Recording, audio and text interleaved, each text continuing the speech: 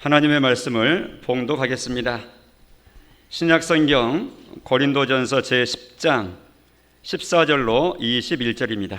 그런즉 내 사랑하는 자들아 우상 숭배하는 일을 피하라. 나는 지혜 있는 자들에게 말함과 같이 하노니 너희는 내가 이르는 말을 스스로 판단하라. 우리가 축복하는 바 축복의 자는 그리스도의 피에 참여함이 아니며 우리가 떼는 떡은 그리스도의 몸에 참여함이 아니냐. 떡이 하나요 많은 우리가 한 몸이니 이는 우리가 다 한 떡에 참여함이라. 육신을 따라 난 이스라엘을 보라. 제물을 먹는 자들이 제단에 참여하는 자들이 아니냐. 그런즉 내가 무엇을 말하느냐. 우상의 제물은 무엇이며 우상은 무엇이냐. 무릇 이방인이 제사하는 것은 귀신에게 하는 것이요 하나님께 제사하는 것이 아니니 나는 너희가 귀신과 교제하는 자가 되기를 원하지 아니하노라. 너희가 주의 잔과 귀신의 잔을 겸하여 마시지 못하고 주의 식탁과 귀신의 식탁에 겸하여 참여하지 못하리라. 아멘. 조금 전에 301장을 우리가 찬송을 드리는 마지막 3절 끝부분에 보면 그런 가사가 나오죠. 나를 위해 예비하신 본향집에 돌아가. 고향 돌아간다는 말이잖아요. 나를 위해 예비하신 본향집에 돌아가. 나오죠. 본향집이 어디입니까? 네? 저는 담양입니다. 여러분들 어디입니까? 그거 말하는 거 아니죠? 그 뭘 두고 하는 말이죠? 천국 본향 두고 하는 말입니다. 이제 그들이 더 나은 본향을 사모하니 곧 하늘에 있는 것이라. 믿음의 조상 아브라함이 지상생애를 사는 동안 장막생활을 하면서 품었던 그 마음 그대로 말이죠. 그래서 오늘 이제 추석을 앞두고 있는 연휴고, 그래서 이제 고향 앞으로 또 이제 고향들을 생각하고 하는 그런 때이기 때문에 한번 더 언급을 한번 해봤습니다. 우리가 그동안 시리즈로 해왔던 주제를 잠깐 내려놓고 오늘은 우리 추석에 성묘하고 제사하고 명절을 맞아서 그렇게 하는데, 그래서 제목을 하나님께만 제사드리라 라는 제목으로 우리가 우리의 현 상황 속의 내용들을 또 짚어도 보고, 이 속에서 또 이 시대 속에서 그리스도인인 우리는 대한민국 사람으로서 살아가면서도 또 어떻게 신앙인으로 또 살아가야 되는가에 대해서 그 접촉점을 말씀 근거해서 한번 이렇게 분명히 선을 한번 그어보자 하는 것입니다. 받아서입니다. 하나님께만 제사드리라. 제사라는 말을 예배라는 말로 딱 바꿔도 그 의미는 상통합니다. 흔히들 제사하지 않게 되면 우리나라의 고유의 제사를 하지 않는다고 이렇게 막 야단을 하듯이 또 핀잔을 하는 사람들도 있어요, 그 중에는. 근데 제사가 마치 그 사람들은 우리 고유의 대한민국 사안의 제사 행동인 것으로 착각을 하기 때문에 그렇죠. 엄밀히 말하면 제사는 중국의 풍속입니다.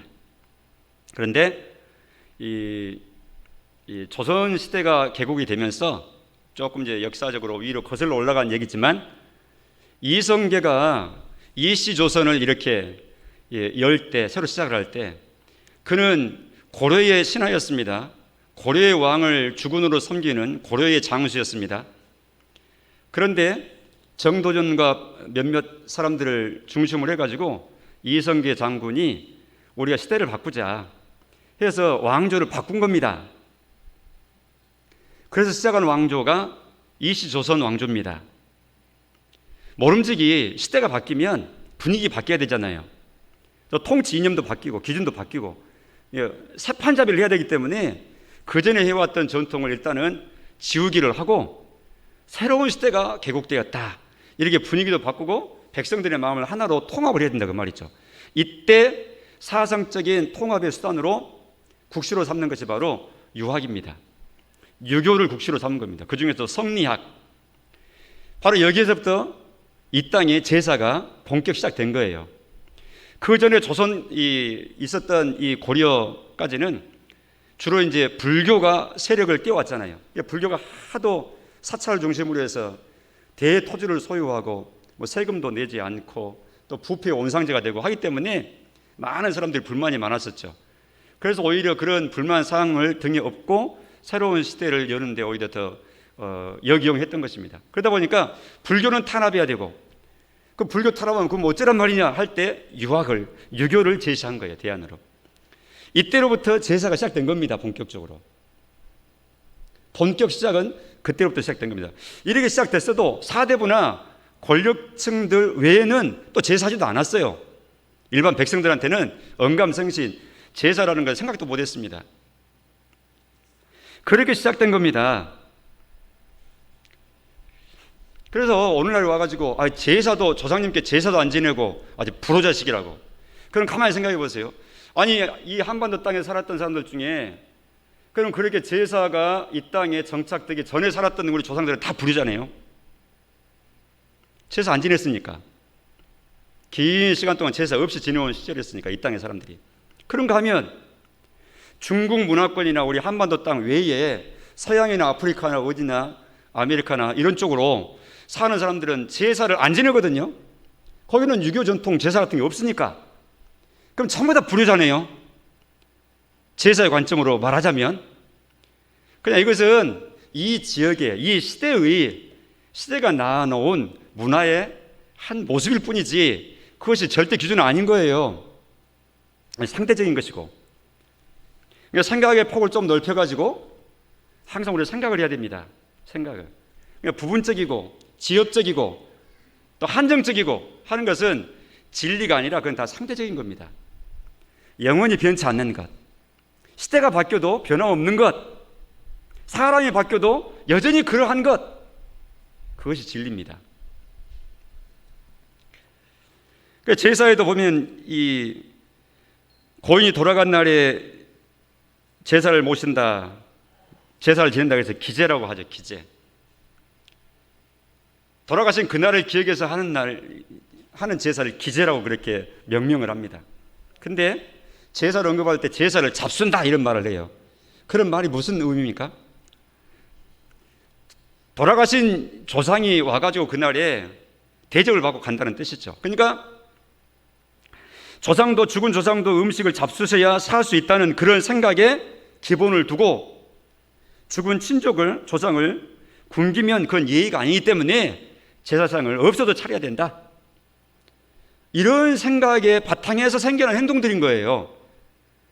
그러나 하나님께서 우리에게 가르쳐 주시고 우리가 새롭게 아는 새로운 지식, 새로운 이게 성경을 통해서 받은 지식에 의하면 돌아가신 조상은 와서 우리와 관계 맺을 수 없는 거란 말이죠.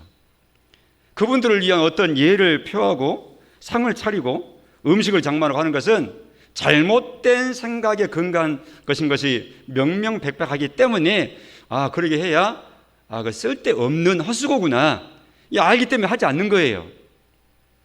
그 효도관 자체가 다를 뿐이죠. 하나님 말씀하시는 효도는 명하신 것은 어떤 효도입니까? 살아 계실 적에 최선을 다해서 잘 섬겨라. 이게 효도, 하나님 말씀하신 효도입니다. 죽은 뒤에는 효도할 수 없다 이거죠. 그런데 오히려 살아서 열심히 못한 어떤 사람들은 그것을 보상이라도 할 요량으로 오히려 역으로 돌아가신 뒤에는 더 열심히 보충하듯이 그렇게 하는 분도 있는 것을 봅니다. 맞지 않습니다.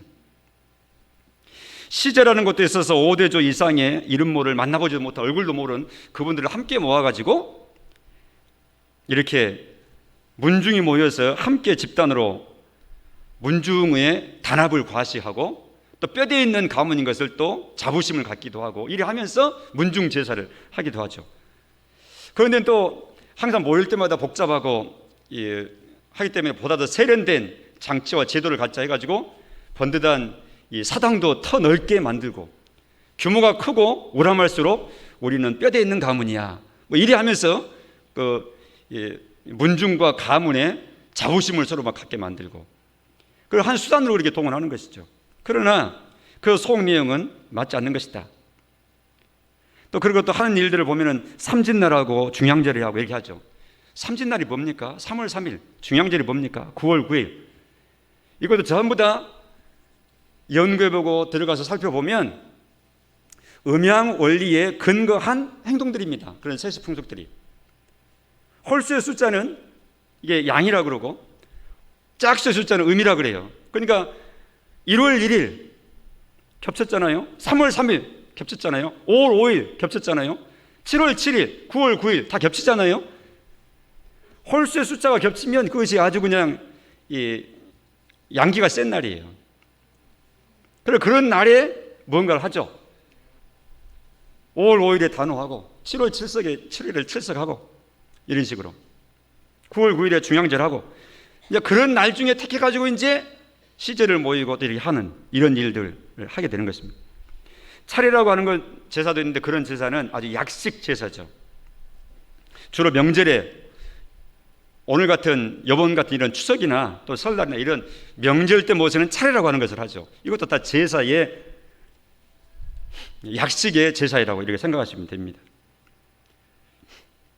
우리나라에서는 이런 중국의 육아의 영향을 받고 있는 입장에서는 조상은 돌아가시는 순간 신의 지위를 부여받습니다. 그래서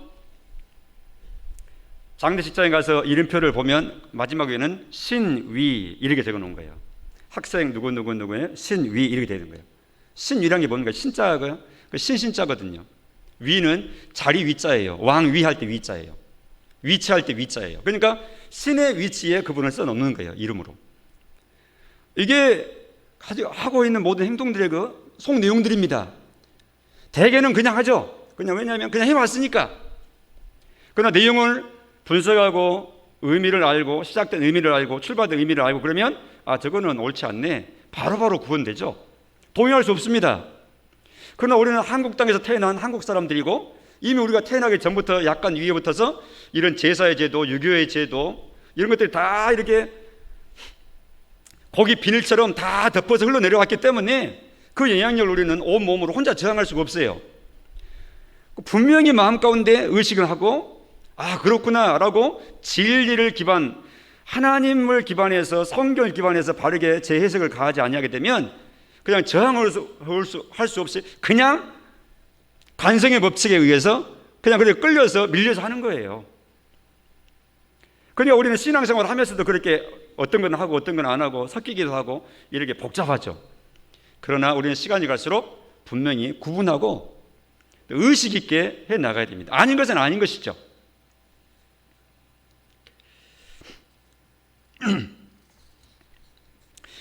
죽은 분한테는 2번 절한다. 산 사람한테는 1번 절한다.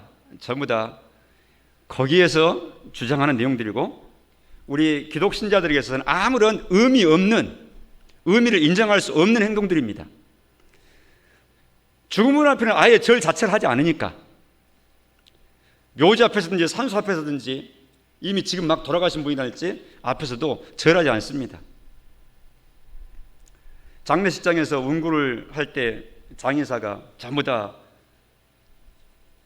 떠나시는 길에 인사 올리겠습니다 하고 리무진 팀을 열어놓고 그 앞에 전부 다 이렇게 절을 하는데 그 절 해야 되겠어요? 안 해야 되겠어요? 돌아가신 분한테 왜 절하냐고요. 자, 이제 준비 다 됐으니까 출발합시다 해서 출발하면 자연스러운 것이죠. 그러니까 우리는 예의를 갖추자 하는 측면에서 그렇게 하는 건데 그건 예의가 아니라 예의도 냉철한 입장에서 예의로 표할 부분이 있고 그렇게 하지 않아도 예의에 전혀 손상이 없이 그냥 문화에 진행하면 된다 이렇게 생각하면서 진행할 것도 있다 그것입니다. 매장시에 관의 방향 틀었다고 저 건너편에 산 보라고 좀 더 틀어야 된다고 그거 해야 돼요 말아야 돼요? 직관이 갖다가 관이 올려보고 방향이 맞네 틀리네 이게 해야 돼요? 그걸 왜 하는 겁니까? 그 풍수지리에 근거한 그래서 복이 되고 화가 되고에 근거한 내용인데 하나님 말씀이 근거해서 보니까 전부 구습입니다. 필요치 않는 행동들이다 그 말이죠. 모를 적에는 그렇겠지만 이제 우리가 하나님을 알고 복음을 알고 그런 것이 아닌 것을 알게 될 때 그 필요가 없는 것이죠. 그래서 이제 제가 집례를 할 때 매장을 하게 되면 종종 그런 부분들이 있어요. 그리고 어르신 되신 분이나 어떤 직원을 모시고 가지고 마지막 한번 보라고 이렇게 하는 분이, 거기에서 다 설명할 수가 없으니까 그냥 가만히 뒤에서 보고 있을 뿐입니다. 왜냐하면 시끄럽고 또 이해시키려면 시간 많이 가니까 어떻게 그 자리에서 단번에 뚝딱 해서 다 이해를 바꿉니까? 그럴 수 없으니까 그냥 내 마음으로 무시하면서 그냥 한쪽에 있다가 진행하는 것이죠. 왜 목사님이 지금 막지 않으신가 이렇게 생각하실 일이 아니라 그 상황을 그냥 그렇게 넘어가는 겁니다. 매장할 때 관의 방향을 잡는다 할지 뭐 명당을 뭐 이게 고려한다 할지 그건 맞는 내용이 아니죠. 장례 작업하기에 좋고 양지 바르고 참 좋구나, 그런 거 명당인 거예요. 말 그대로 다른 명당이 아니라. 말 나온 김에 우리가 이 관련돼서 한 번씩 짚어봐야 될 내용들이 여러 가지가 많아요. 근데 언제 따로 다 모이세요, 우리 기독교회는 이렇게 합니다 하고 교육할 시간 없잖아요. 그래서 설교 시간이 교육적인 측면도 함께 가해지는 것입니다.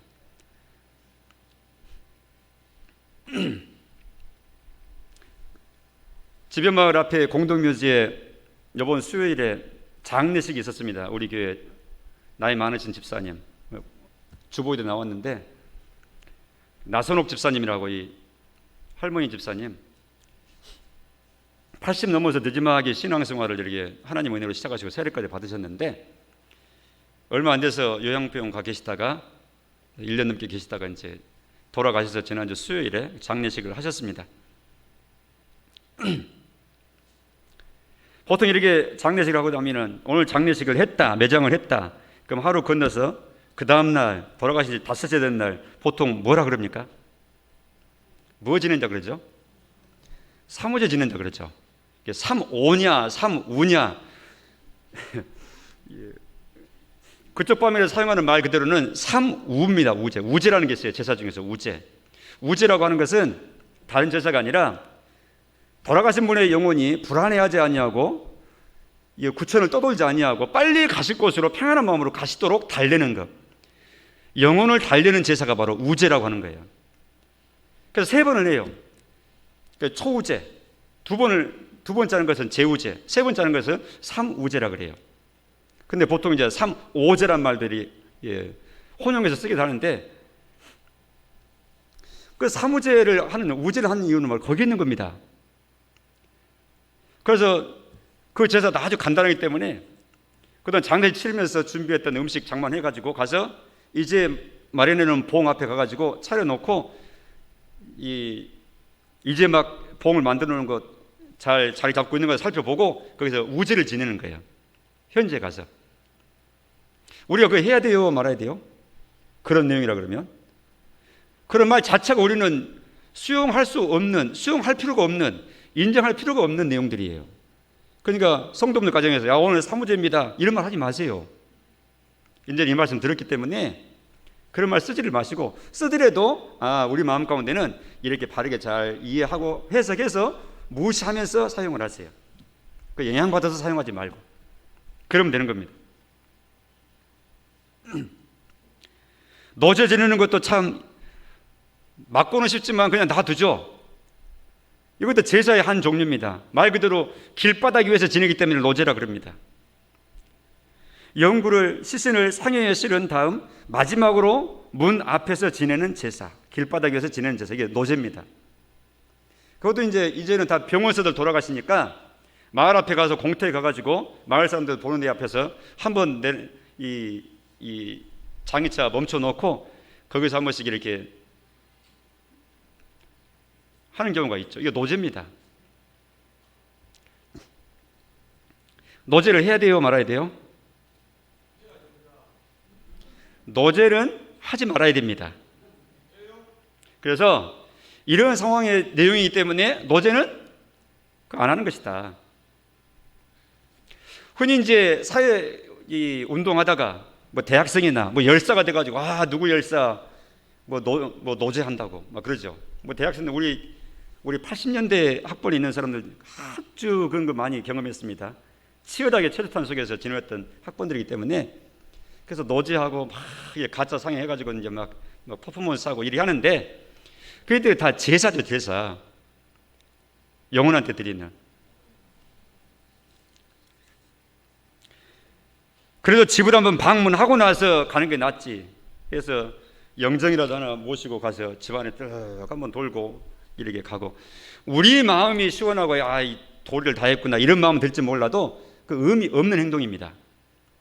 바로 장례식은 길게 가지 말고 짧게 간략하게 엄숙하게 해서 깔끔하게 정리하면 가장 좋은 장례식인 것이지, 사람들이 자신들의 이 효심, 자신들의 종교감, 종교심, 정서, 또 보기에 예의를 또 할 만큼 해드렸다 이렇게 하고 싶어서 여러 가지를 막 계속 붙는 거예요. 이것들이 장례식장에 영정 앞에 음식을 차려놓죠. 북어도 올려놓고 수박도 절반 탁 꼭지 잘라가지고 벌려놓고 무엇도 올려놓고 막 몽땅 올려놓죠. 그러면 조문하러 온 사람들 입장에서는 야, 자식이 참 활동을 잘하고 있구나 이렇게 생각하는 것 같아서 그렇게 하고 준비한 자녀들 입장에서는 그래도 우리가 불효자는 아니지 이런 위로는 있을지는 몰라요. 그러나 그 근본 정신은 그렇게 해서 돌아가신 분 크게 대접한다는 것은 맞는 말이 아니다. 그렇게 해서 허례허식으로 생각을 하고 우리는 생각을 하고 그걸 차리지 마시라고요. 아무것도 없이 그냥 국화 화원들만 예쁘장하게 단장하게 이렇게 깔끔하게 해놓으면 됩니다.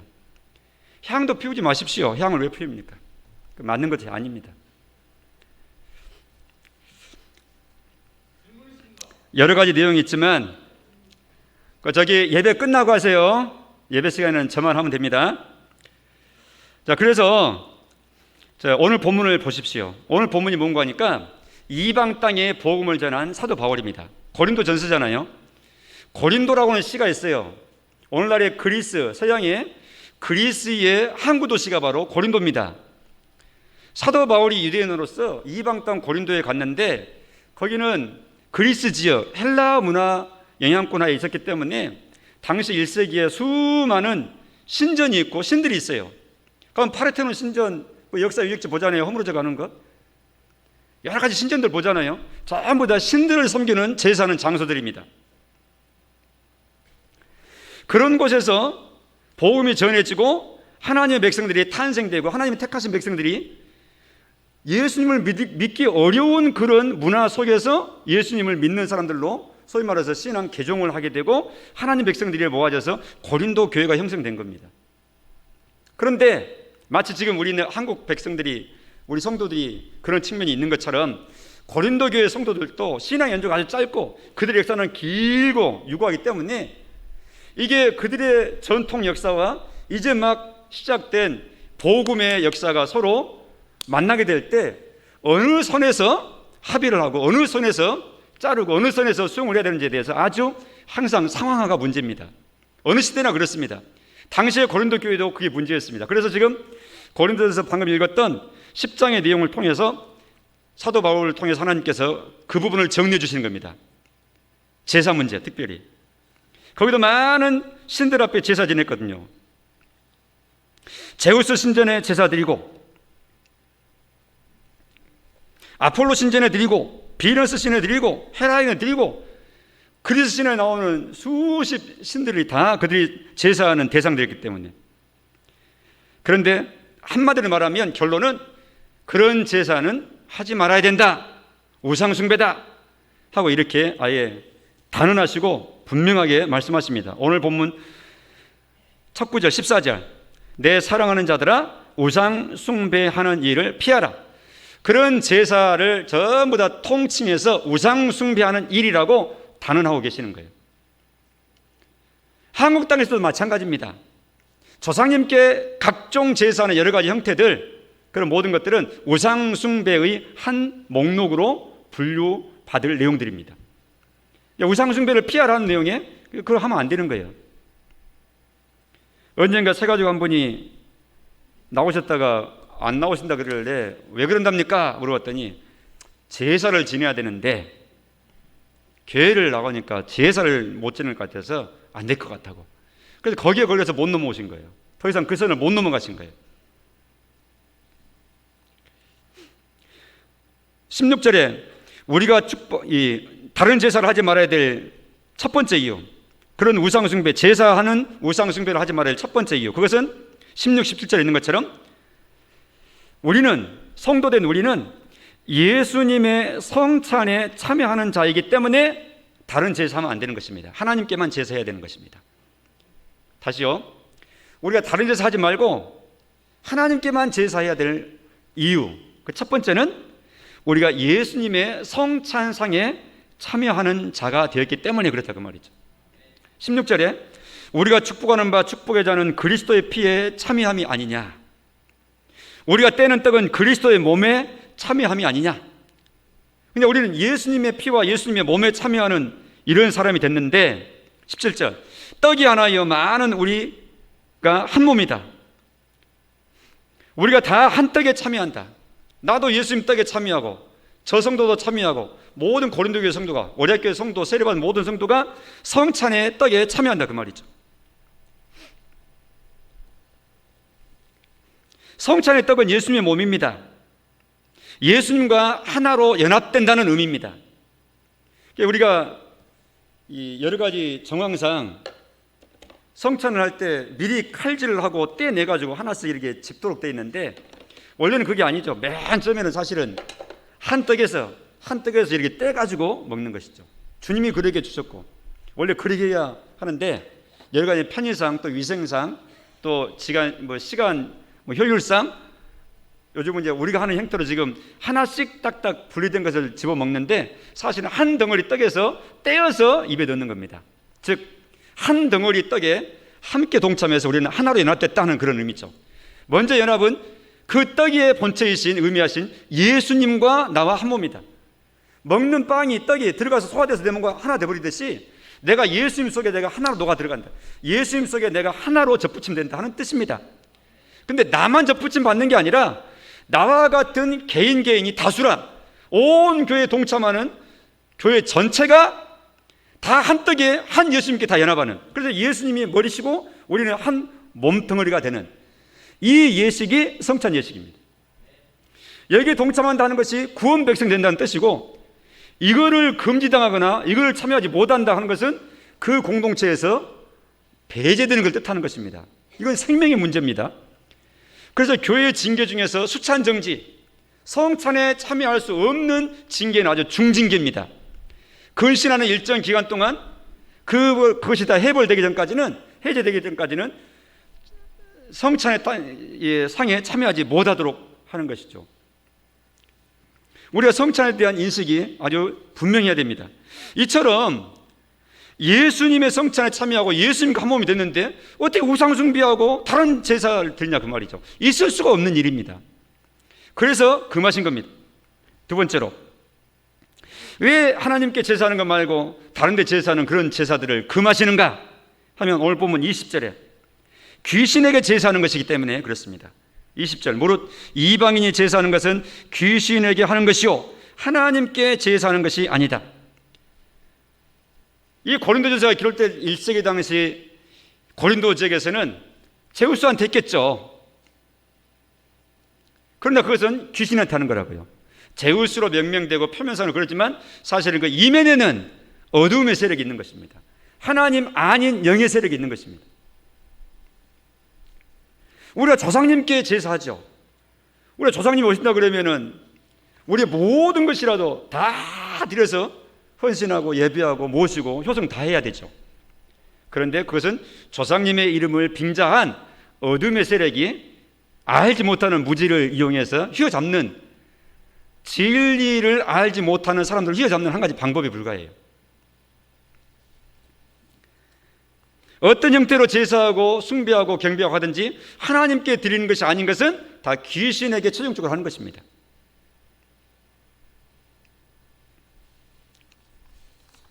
세 번째로, 왜 하나님 외에 다른 제사를 하지 말도록 하시는가? 그것은 혼합주의가 하나님 앞에 합당치 아니하기 때문에 그렇습니다. 21절에 너희가 주의 잔과 귀신의 잔을 겸하여 마시지 못한다. 여기서 말하는 주의 잔은 무엇이고 귀신의 잔은 무엇입니까? 주의 잔은 성찬의 잔, 예수님의 피를 상징하는 성찬의 잔에 참여하는 걸 얘기하는 것이고, 귀신의 자는 신에게, 다른 신에게, 하나님이 다른 신에게 제사하는 때에 음식의 그 잔을 마시고 동참하는 걸 얘기하는 거예요. 이거 일종의 혼합입니다. 21절 하반절에도 주의 식탁과 귀신의 식탁을 겸하여 참여하지 못하리라. 그래서는 안 될 것이다 하는 것입니다. 주의 식탁은 성찬의 식탁을 얘기하는 것입니다. 성찬에 떡을 두고 하는 말이고, 귀신의 식탁은 귀신에게 제사하면서 제사하고 그 신 대상에게 제사한 뒤에 같이 제사한 모든 사람들이 한 공동 제식을 가지고 함께 잔치하면서 나눠 먹는 거거든요. 하나님 앞에 성찬에 떡과 잔도 그렇게 마시고, 또 다른 하나님 외에 다른 신한테 제사하는 것도 그렇게 하고 하는 것은 혼합주의입니다. 그래서 하나님은 그래 하지 말아라 이렇게 말씀하는 겁니다. 맞지 않다. 마태복음 6장 24절에 같이 읽어보겠습니다. 시작. 한 주인이, 한 사람이 두 주인을 섬기지 못할 것이니 혹 이를 미워하고 저를 사랑하거나 혹 이를 중히 여기고 저를 경영입니다. 어떻게 한 종이 두 주인님을 섬기냐? 두 주인이 서로 다른 말을 하는데요. 그럼 어느 주인한테 섬길래? 있을 수가 없는 일이다. 이렇게 예수님이 비유해서 말씀해 주신 거죠. 이사야 42장 8절에 나는 여호와이니 이는 내 이름이라. 자, 여호와가 하나님의 이름입니다. 존엄입니다. 나는 내 영광을 다른 자에게, 내 찬송을 우상에게 주지 아니하리라. 하나님이 마땅히 경배받으셔야 될 유일하신 분이다. 하나님이 딱 선언하시는 거예요. 할렐루야. 확신하시기 바랍니다. 그러므로 오늘 제사, 이 제목처럼 제사는 오직 하나님께만 드려야 옳습니다. 우리가 주일에 예배하는 것은 곧 하나님께 말하자면 제사를 드리는 겁니다. 하나님께 제사 드리는 방식은 바로 예배 드리는 것이 하나님께 제사 드리는 거예요. 성경에 가인과 아벨이 제사를 드리는 역사로부터 시작해서 중간에 족장 시대의 믿음의 조상이라 부름받은 아브라함과 그의 아들, 손자 이삭과 야곱 이르기까지 계속해서 하나님께 제사를 드리죠. 이것이 바로 하나님께 예배하는 예식입니다.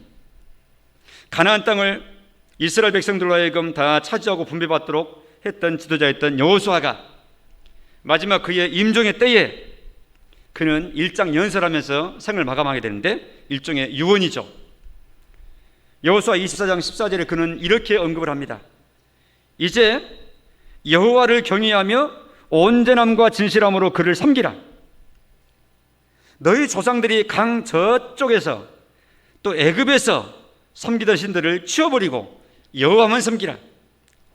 너희 조상들이 강 저쪽에서 섬기던 신앙은, 강 저쪽은 어느 강인가? 가나안 땅 팔레스틴 지역에서 강 저쪽이라는 것은 저 북쪽에 저 윗대 조상인 아브라함이 건너왔던 땅을 두고 말이에요. 유프라테스 강을 두고 하는 말이에요. 갈대아 우르 지역에 있는 오늘날의 이 이라크 땅 있는 고대 그 지역이 아주 신의 고장이었는데 그곳에서 우상 숭배하고 여러 신들을 섬기는 바로 그곳에서 하나님께서 조상 아브라함을 불러내셨거든요. 지금 그 역사를 추억시키면서 지도자 여호수아가 이 말을 한 겁니다. 우리의 조상들, 너희 조상들이 강 저쪽에서 고대로부터 섬겨왔던 오래된 전통의 신, 그 신을 섬긴 것이 좋게 보면 그거 섬겨라. 아니면 조금 더 흘러내려와서 남쪽에 애굽에서 종살이 한참 하다가 그곳에서 우리 조상들이 나오고 그곳에서 많은 신들을 섬기는 걸 봤는데 그 애굽의 신들이 좋게 보거든 그 신 섬겨라. 그러나 그 모든 것들을 다 치워버리고 여호와만 섬겨라. 그러면서 그 다음 절에 15절에서는 오직 나와 내 집은 여호와만 섬기겠다 라고 그렇게 지도자로서 분명하게 말하는 것입니다. 혼합주의 허용치 않습니다. 기독신앙은 유일하신 한 하나님만을 섬기는 겁니다. 그래서 오늘날 종교 다원주의적인 그런 생각은 아주 위험하죠. 그래서 이 시대가 교회를 비난하는 겁니다. 그 하나님 섬기는 사람들 욕하는 겁니다. 다른 윤리 도덕적인 부분으로 욕을 먹으면 안 됩니다. 그것은 회개해야 되고 우리가 미안하다 해야 됩니다. 그러나 하나님만을 유일신으로 하나님만을 섬겨야 될 분으로 설명하고 그렇게 내 신앙을 고백하고 하는 것 때문에 욕먹는다는 것은 그것은 끝까지 욕 먹더라도 그렇게 나아가야 될 진리 수호의 문제입니다. 모두를 만족시킨 것은 진리가 아니에요. 진리의 길은 하나님이 제시한 딱 그 길 한 길밖에 없는 줄로 믿습니다. 하나님만 섬기겠다 이렇게 해야 됩니다. 그래서 종교 다원주의는 해당이 안 되는 거예요. 종교 다원주의가 뭡니까? 하나님께 나아가는 길은 예수 믿는 길 외에 다양하다. 그러므로 각자의 신앙 색깔을 다 인정해라. 다 각자의 방식으로 구원에 이르는 것이다. 결국은 최종 목적지는 한 가지다. 이게 종교 다원주의입니다. 그렇지 않습니다. 우리 주님 말씀하신 대로 오직 나를 통하지 않고서는, 나로 말미암지 않고서는 아버지께 올 자가 없다. 받아서입니다. 오직 예수, 오직 한 길, 그 길밖에 없는 거예요. 그러니까 그런 내용이 나올 때 우리가 참 주님 말씀하신 대로 뱀처럼 지혜로워야 돼요. 그럼 그런 얘기 나올 때마다 싸워야 되느냐? 절대 싸우면 안 돼요. 디모데전서 전후서가 목회서신이잖아요.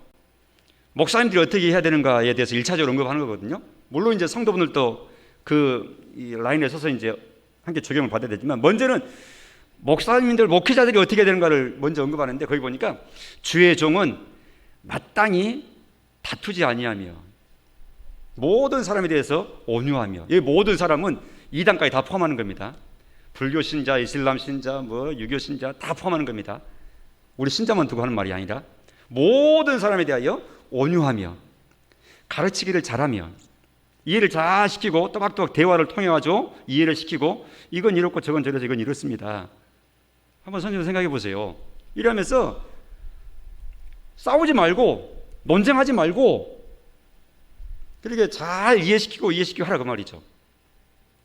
그렇게 하면 하나님께서 거역하는 자를 온유함으로 훈계할 때 하나님께서 은혜를 주셔가지고 진리를 알게 하실까, 또 돌이켜서 하나님의 뜻을 이루는 사람이 되게 하실까 함이니라, 이렇게 말씀하고 있다고요. 그러니까 목사님이 가서 막 누구하고 싸우고 하는 것은 맞는 태도는 아니죠.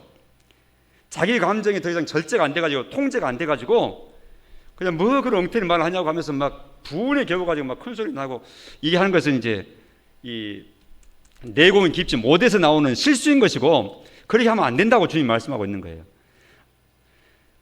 이 세상은 딱 두 종류의 우리 백성들밖에 없는 거예요. 하나님을 잘 배워서 하나님이 누구신지 알고 하나님이 인정하시는 그 길을 잘 걸어가는 분이 있는가 하면, 그렇지 않는 분들이 있는 거예요.